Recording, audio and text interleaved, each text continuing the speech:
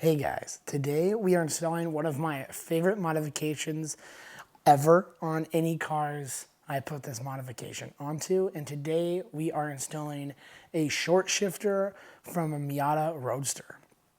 I'm extremely excited about this short shifter.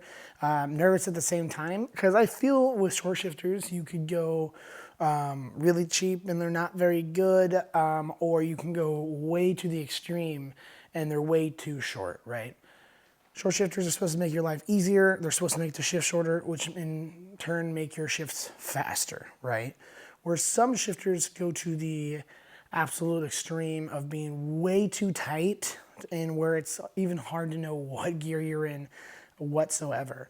Like one that I felt yesterday, it was a billet shifter and it was way, way, way too short. I'm hoping that Miata Roadster shifter is not like that, and from what I see, it is not like that at all. So I'm super, super excited to install this shifter on the Miata. My shifter is very sloppy and very gross. Now I will put a link down below on where you could buy this shifter. There's multiple options. You can get stock height. You can get stock height curved, so it's more towards the driver. You can get an extended one or an extended curved one. I really like the stock placement of the stock Miata shifter, so I elected to go with the stock shifter height. A lot of people like the extended curved one. It's closer to the steering wheel. I just want a better OEM plus feeling shifter. I think it's going to feel absolutely fantastic. So this is an expensive kit, and why is that? What does it all entail? Well, it is not just a short shifter. It comes with a rebuild kit as well. So it's not just the shifter, it is quite literally everything else you need.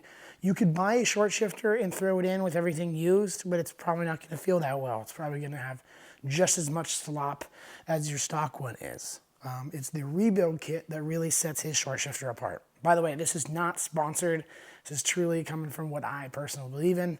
Now, this could all change once we actually have it in the car and it's bad, and in that way, I will be honest with you, but from what I see, it's not going to be like that. I guess we're going to have to find out. Let's check out what's in the kit from Miata Roadster. So first things first, it's just super nice. You can tell that he truly believes in his product and just really thinks about it, is the heat shielding. This is insulation from your shifter because like your stock shifter has heat insulation like this, but it's obviously going to be disgusting. It's going to be gross and hot and just not doing anything anymore.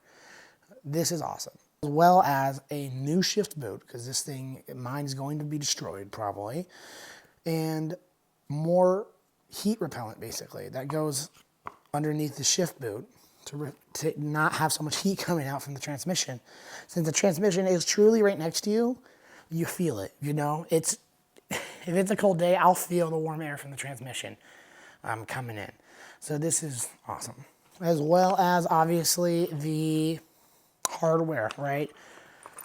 This is a lot of the shifter rebuild kit. And it comes with even lube in there as well to lube some of the parts. Good washers, this nice guy here, and also a little sleeve, I guess we'll call it, to keep the boot up higher, which is going to be great. And of course, the big deal, why you bought the kit in general, is the shifter. Very, very nice looking shifter. This is the brushed aluminum version, and you can just see, we will compare when we get the old one out on just how far this fulcrum is and why it works. But this is made very well. Stock height, again, you can get higher, you can get curved, whatever you want. But it's extremely well made, and just the amount of detail he has in his kit was really what pushed me over the edge to go with it. Because I knew this transmission needed at least a shifter rebuild. I wasn't sure if I wanted to spend nearly $400 on a short shifter with it, but I went ahead and bit the bullet, and let's see if it's worth it. So let's go to the garage and uninstall the old shifter so we can get everything together to put the new one in. So first things first, what we're gonna do is take the center console out, as pretty obvious, right? There's two screws on this side, there's a screw in here, and there's two in the center console here. Once those screws are out, you might want to take the shift knob off, or you're going to have a pretty rough time. Kind of like me. I'm having a rough time. Help me. I had to use vice grips. Vice grips on a shift knob. That's sad. That is sad. Channel locks and vice grips to get a shift knob off. Man. That's what I mean when I tell people that like everything on this car has been like going a little bit wrong. But, you know, it's going fine, I guess. Just a bunch of little stuff. All right. So we got this off. We got the center console loose and out. So we're going to lift up and get it out. Just like so. Oop. And we are going to disconnect whatever is connected. I don't know what it could be. I don't have anything power related. Interesting.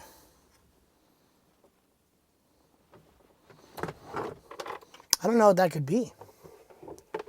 But either way, get that out of there, set it to the side, and examine your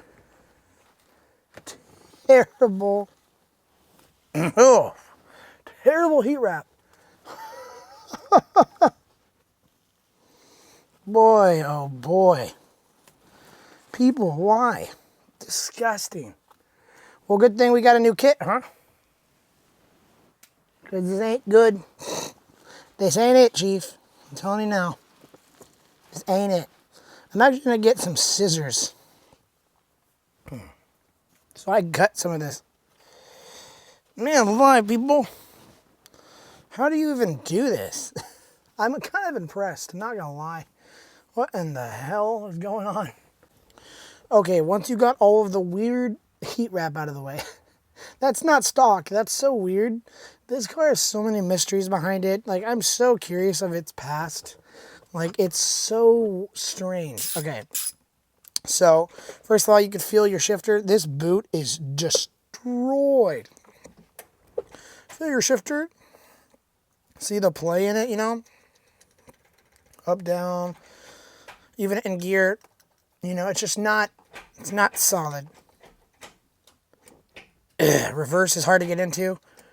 First to reverse, you know, that kind of special skill. So now we got 4 bolts holding in the shift boot here. They're all 4 are 10s. I believe Miata Roadster has new bolts of these, but just in case, I would keep them.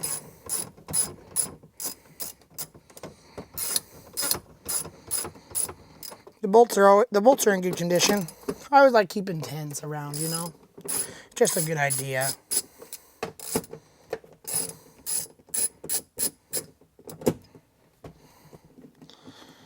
I'm going to say this and I'm immediately going to lose them, but try not to lose these bolts. Just helpful for everyone involved not to lose these bolts. Now, normally there is a big zip tie around here that makes it difficult to take the boot off. But this thing looks absolutely destroyed, so I can't imagine it's terribly hard.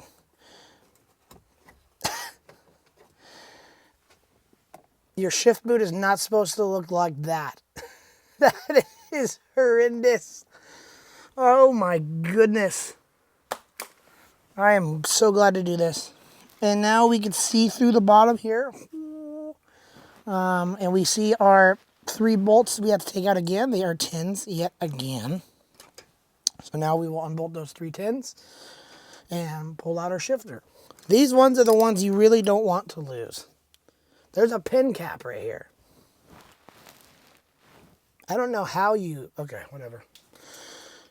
Used cars, bro. It's always a mystery. These are too tight. You don't want these to be too tight. Like when we reinstall these, you really want them snug and then a quarter turn tight, or else you won't get a good shift. It won't shift properly. Okay, now I'm going to try my best not to lose these. I mean, not a big deal if you do. It's just going to fall to the bottom of the car. It's just going to fall to the floor. But I don't really want to go fetch. Okay, one's out. Really gross looking. Smells like really old transmission fluid. It smells like a grandpa's garage. Yeah, it smells bad. Transmission fluid, yummy, yummy. If you've never smelled transmission fluid, well, you're gonna. And it ain't good. It don't smell good. So now, you should just be able to take out your shifter from the turret. Boom, here we go. And we got our old transmission fluid in the turret. The NA 5 speeds have transmission fluid in the turret. The 6 speeds do not. So there we go. We got the shifter out. So let's go compare out of the car. And here we are comparing the old one with the new one. If you can see, actually, the new one is actually slightly shorter than the brand new one. But you can see the fulcrum is way longer. Meaning, on this shifter, for example, to shift to first to second, you have to shift this far to get the fulcrum to move that far. Very long distance to make the fulcrum on the bottom move that distance. Now, the new one, you have to move way less amount on the top to get the bottom to move even further, making it a short shifter. That's how a short shifter works. On a rear-wheel drive car, anyway. Similar aspects to a front-wheel drive, but just a lot more complicated. But I would say this thing needed a rebuild. This thing is toasted. So with that being said, let's get back in the car real quick. I have an idea on how to get that turret fluid out. So this is what I'm going to do.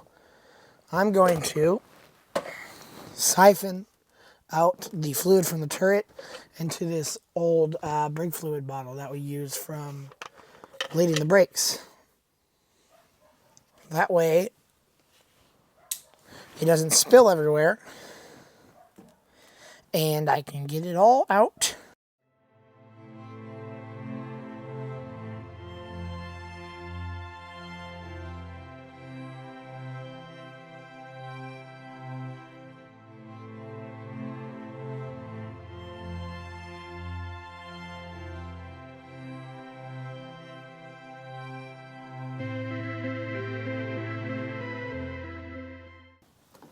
Okay, turret is basically empty, not really, but good enough. And then now, I need a screwdriver so I can chisel this guy out.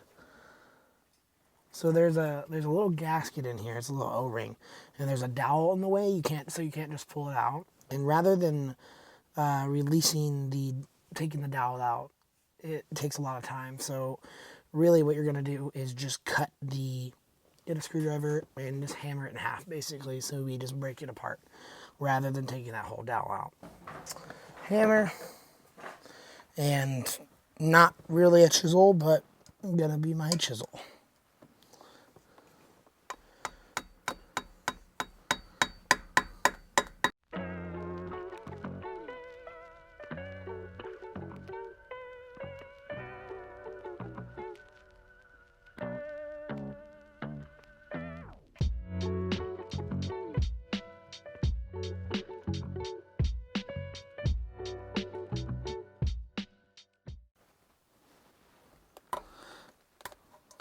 Bingo. Bingo, bango, bongo. So you got it chiseled. We got it all chiseled. Just like that. All broken out. Now, we are all good to start installing our short shifter. But I'm going to have to wait on that because I'm going to pull the transmission out first. Now, to those of you watching for just the short shifter at home, you do not need to pull the transmission. So don't do that. I'll be back. Okay, guys, you can't see my face. The transmission has been dropped, clutch and everything has been changed, transmission is back. That felt like it took an eternity. To you, it probably felt like it took no time whatsoever. So before I go ahead and start installing stuff, I'm going to check in the turret one more time just to make sure that I did not leave any springs, any sort of tips, anything from the old shifter, just to be sure. You don't want to keep any old hardware in there. And it's looking really good. We don't have any spring washers, anything like that. No tips on the bottom. Completely dry as well. Okay, so it's looking good in there. Everything's dry. There's no tips. There's no wave washers. There's nothing in the way. Which means, by the way, because I only took out one little washer, by the way. One little, like, clip, I guess you could say. So I believe, as long as my memory is correct, which it's very likely that it's not, but it seems like there wasn't enough, which that's not good in the slightest. Okay, guys, now that everything's clear, we're going to take our Delrin tip. This guy right here, it comes with Miata short shifter, the Miata Roadster short shifter. We're going to stick it on our little flange there, and we're going to shove it right into the bottom. Make sure it seats correctly and just fits nice and good.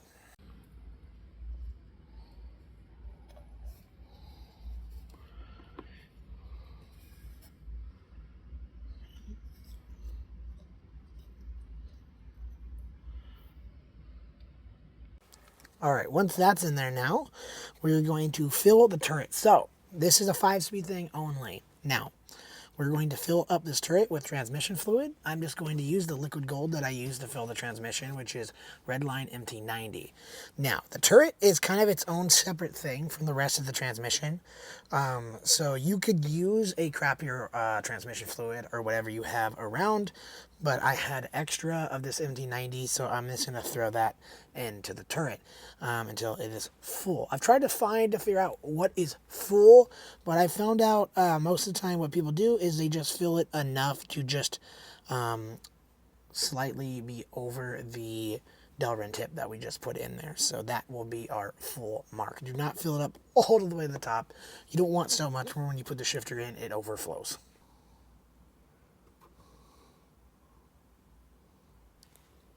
And just like that, I filled up just enough transmission fluid to fill in the whole bottom of the turret and just over the tip of the Delrin tip. Next up, we're moving on to the next step.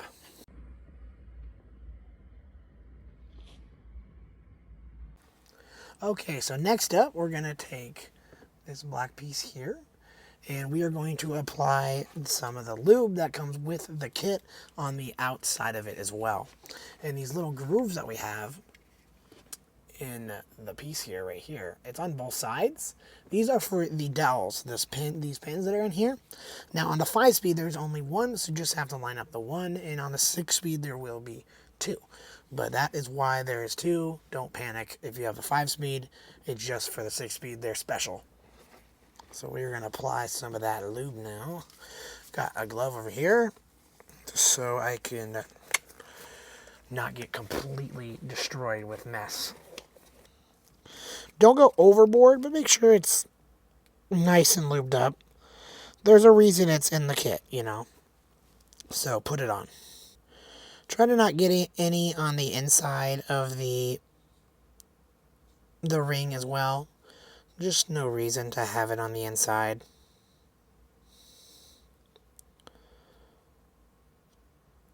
Okay, once that's all greased up, yet again, I'm going to place it with the dowels here.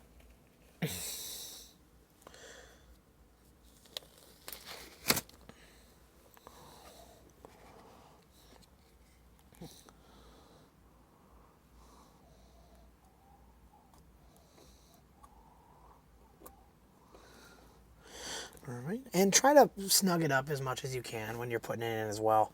Because again, we are going to be putting washers and other items on top. Okay, once that's all nice and pressed in, next up is your wave washer. Now we're going to put this down with the wave washer side facing down, and there are also grooves in this as well. It's not just completely smooth. We're going to line that up with the dowels, okay? And I'll show you on the other camera. So here are the dowels here. See how there's those grooves? We're going to line that up with the dowel here. And obviously we don't have both again because this is a 5-speed, but match it up as if there were 2. So we're just going to put it down straight like that. Okay, next up is the offset ring right here we got with the paper gasket underneath. And obviously we can see we have the dowels in here like we do in the transmission. Of course, again, we only have one on this one. The paper side is going to be facing down. Make sure that the holes line up with the holes on the turret here on the shifter. And again, make sure the dowels all are facing the same exact way as the one inside the transmission here, inside the turret. Just like that. These are starting to get in the way.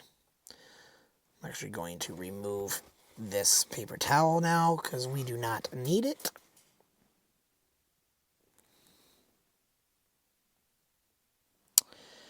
I just dropped that washer onto the ground. I literally moved that rag out of the way so nothing is going to drop. And then I immediately drop something. The irony, dude. The irony. And what does this offset ring do? It raises it up because the fulcrum on the shifter is going to be way farther down. So this way, you know, it works. If it was at the stock height, the shifter just wouldn't even fit.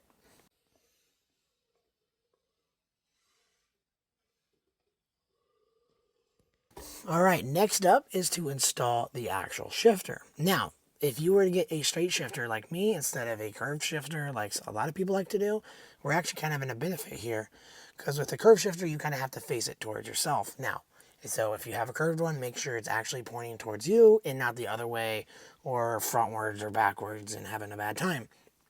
So we do want to make sure of a couple things. Look at that. There's another wave washer down here. And you have to make sure that it's clipped in all 3 sides. It's hard for you to see, but the wave washer clips into the white plastic part here again. And the divots line up with the divots on the actual shifter itself. And make sure, of course, that the bolt holes on the top line up fine. So whenever you were to place it down between these dowels, your shifter lines up properly, which this one does. So next up, we are now going to grease the bottom of the shifter. Okay. Now, once the shifter is all greased up and looking mighty gross, instead of looking nice and pretty, again, just inspect, make sure the wave washer is clipped into the plastic pieces, that the plastic piece is lined up with the dowel marks on the shifter itself. Got it all nice and straight. Now we are ready to plop it in. And again, make sure everything is lining up properly, like so.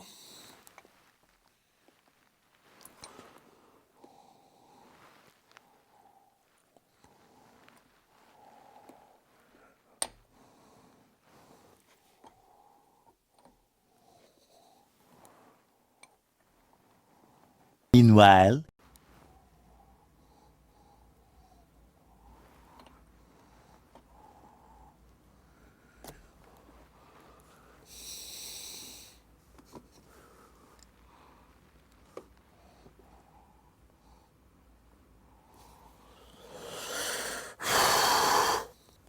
Okay, so I do want to mention that was scary. It almost seemed like it wouldn't fit. Make sure that the flange on the shifter is exactly horizontal. You may have to apply a lot more force than you would think to put in the shifter. That was very nerve-wracking. It almost seemed like it didn't fit. In fact, it did. It was just very nerve-wracking. I sat here for about 10 minutes trying to figure some stuff out, when in fact it was fine. It just really didn't seem fine for a minute. So if it's not perfectly lining up, take a step back, take a breath. You're going to be okay. It's going to work.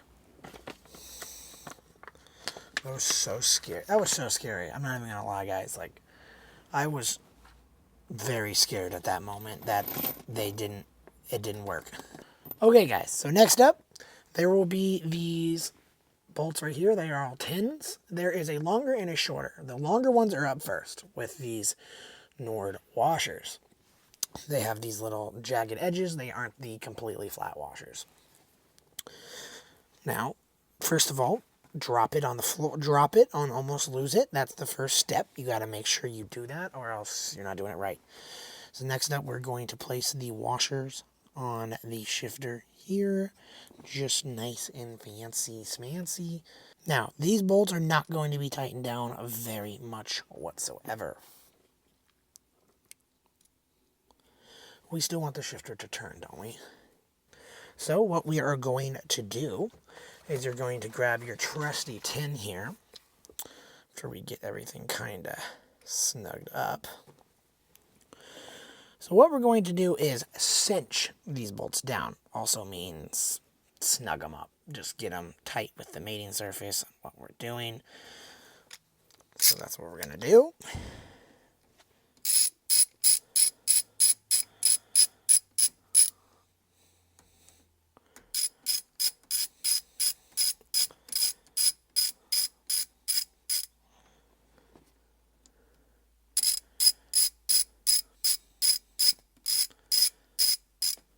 Okay, so now we're going to just make sure they're snug, because they are not. Okay, we're starting to snug right there.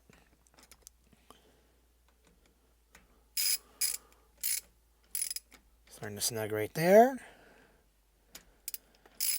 Starting to snug right there. So now what we're going to do is we're going to go a quarter turn. Ready?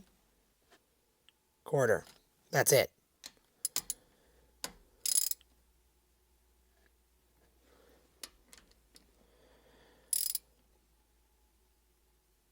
That's it.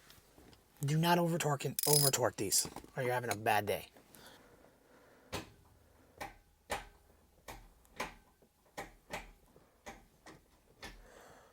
Oh.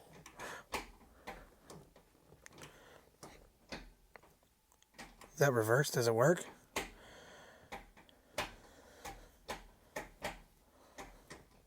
Holy crap. Yeah, reverse works.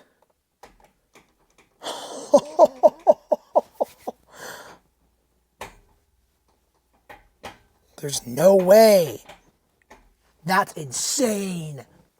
Okay, guys. So now, that might have been loud, sorry. Now that that's in and it works, now we're going to grab our handy dandy new little heat shielding here. This side down, as he puts it. The nice chrome side down. Choom. Gonna put it down like that. Gonna kind of put it in like that. Perfect. Some extra heat shielding. Never hurt nobody. And now we're going to put this in here like this. This mystery wire of mine is really annoying. I don't know what it's to, and it's annoying me.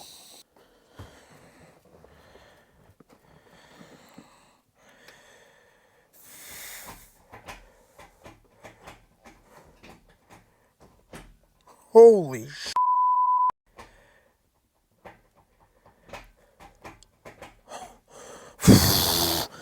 I can't even describe how good that feels. You guys know sex? Yeah, that's better.